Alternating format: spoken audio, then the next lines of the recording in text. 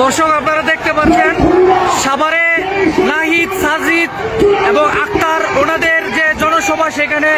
বোমা বিস্ফোরণ হয়েছে ইতিমধ্যেই আপনারা দেখেন কিছুক্ষণ আগে এখানে বোমা বিস্ফোরণ হয়েছে। এই কিছুক্ষণ এই মাত্রই আজ 6 জুলাই শনিবার বাদ সন্ধ্যা এখানে